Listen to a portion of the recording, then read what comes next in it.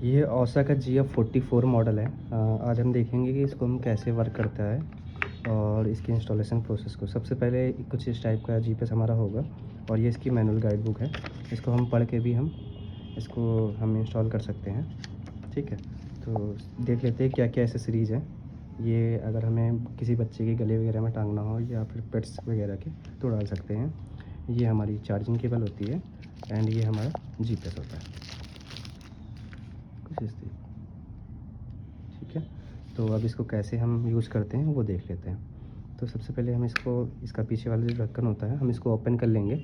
Open करने के बाद ये जो सिम स्लॉट है इसको हम पीछे की तरफ करेंगे और ये खुल जाएगा। इस पर हम सिम डालेंगे, जो एकदम छोटा वाला सिम होता है हम उसको इंसर्ट करेंगे। तो इसकी डायरेक्शन कुछ इस टाइप से होगी, ऐसे हमें डालना है, फिर इसको बंद कर देना है। हम इसको जैसे बंद कर देंगे, इस पर छोटा सा पावर का बटन है, आप गौर से देखोगे तो दिखेगा। ठीक है, पावर के बटन को हम लॉन्ग प्रेस करेंगे तो लाइट ब्लिंक करने लगेगी। लाइट ब्लिंक करेगी यानी कि ऑन हो गया है, ये डिवाइस ऑन हो गया है। और जब भी हम कोई सिम डालेंगे तो हम इसको एक बार, ये रीसेट का होल दिया गया है तो हम इसको एक बार रीसेट कर लेंगे।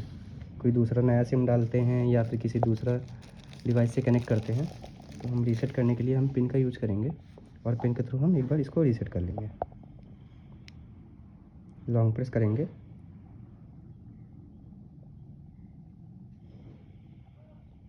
ये लाइट बंद हो गई है ना। अब हम इसको छोड़ देंगे, लाइट ऑटोमेटिकली ऑन हो जाएगी यानी कि यह डिवाइस रीसेट हो गया। अब इसके बाद हम इसकी एप्लीकेशन को इंस्टॉल करेंगे। एप्लीकेशन के थ्रू इसको रन करते हैं तो एप्लीकेशन हम इसके क्यूआर्स को स्कैन करके भी कर सकते हैं। ये क्यूआर कोड दिया गया है, इसके थ्रू भी हम स्कैन कर सकते हैं। ठीक है, और इसका एप्लीकेशन का नाम होता है, अपने मोबाइल प्ले स्टोर में जाएंगे, एप्लीकेशन का नाम है 365 जीपीएस ट्रैकर। हम जैसे ही ये सर्च करेंगे तो हमारे पास 2-3 मॉडल आ जाएंगे। जैसे 365 इसका एप्लीकेशन ये वाला है तो हम इसको वाले को इंस्टॉल कर लेंगे। हमने ऑलरेडी इंस्टॉल कर रखा है तो हम इसको ओपन करेंगे। हमने जैसे इसको ओपन किया, ठीक है, तो हमारी पहले से एक आईडी लॉगिन थी तो हम इसको सबसे पहले लॉग आउट कर देते हैं।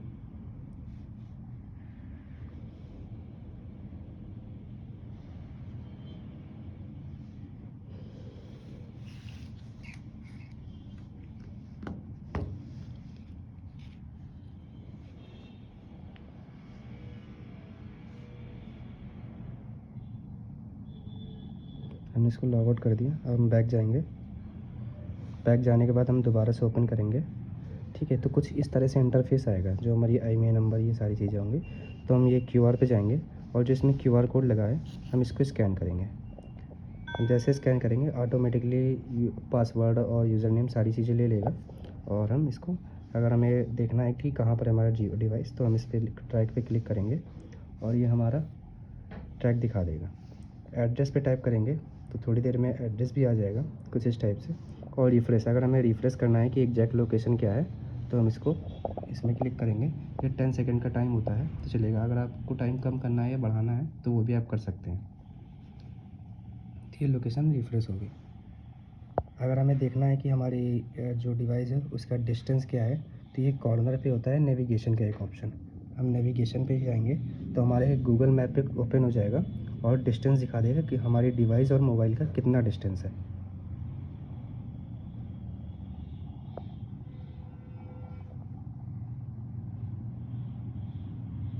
90 मीटर का डिस्टेंस दिखा रहा है। जैसे हम डिवाइस को बाहर ले जाएंगे तो और भी एक्यूरेट लोकेशन हो जाएगी। तो ये हमारे डिवाइस और हमारी लोकेशन का डिस्टेंस है। तो 90 मीटर का डिस्टेंस दिखा रहा है। और सबसे पहले हमें ध्यान रखना है कि इस पर जो सिम डालना है हमें, उस पर data pack, SMS pack, calling pack सारी चीज़ें अवेलेबल होनी चाहिए। और इसकी लाइट जो होती हैं, ये वाली जो पहली जो ब्लू कलर की लाइट है वो GPS की लाइट है। और ये जो रेड कलर की ऑरेंज कलर की लाइट है वो नेटवर्क की लाइट है और ये बैटरी की लाइट है। तो जितनी ज़्यादा फास्ट ब्लिंक करेगी उतने ज़्यादा अच्छे नेटवर्क आ रहे हैं, उतनी ज़्यादा डिवाइस रन कर रहा है, उतनी अच्छी लोकेशन एक्यूरेंसी अच्छी होगी। तो ये होता है। उसके बाद हम देख लेते हैं एप्लीकेशन में कुछ, इस पर एक कॉलिंग का भी फीचर होता है जिसमें हम लाइव आवाज़ सुन सकते हैं। तो उसको देखते हैं हम कहाँ से आता है। तो सबसे पहले हम इसको बैक करेंगे बैक करने में हमारे ये सारे काफ़ी सारे फीचर्स आ जाएंगे। तो हमें क्या कॉन्टैक्ट वाले में याद रखना है, हम कॉन्टैक्ट में क्लिक करेंगे तो हम इसमें 3 नंबर सेट कर सकते हैं। हम जिस नंबर से इसके हम मतलब कि लाइव सुनेंगे, लाइव लिसनिंग करेंगे। तो हम कोई भी एक नंबर पहले सेलेक्ट कर देते हैं।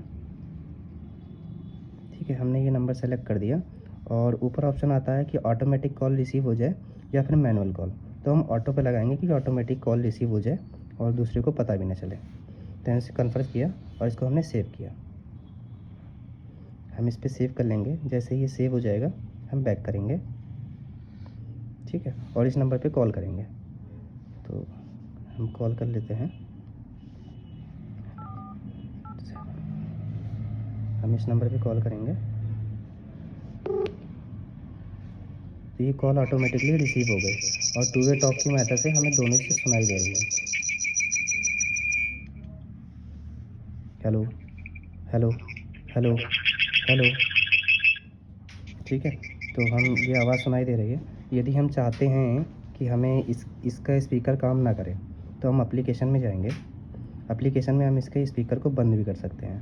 हम सेटिंग में क्लिक करेंगे, ठीक है। सेटिंग में ऑन ऑफ का ऑप्शन आता है। तो ऑन ऑफ के ऑप्शन में एक स्पीकर सेटिंग होता है। हम इसको जैसे बंद कर देंगे तो जब इस नंबर पे कॉल करेंगे तो इस पर आवाज़ नहीं आएगी, केवल हमें लाइव सुनाई देगा। तो हम बैक कर लेते हैं। बैक करके अब दोबारा से कॉल करने की ट्राई करेंगे।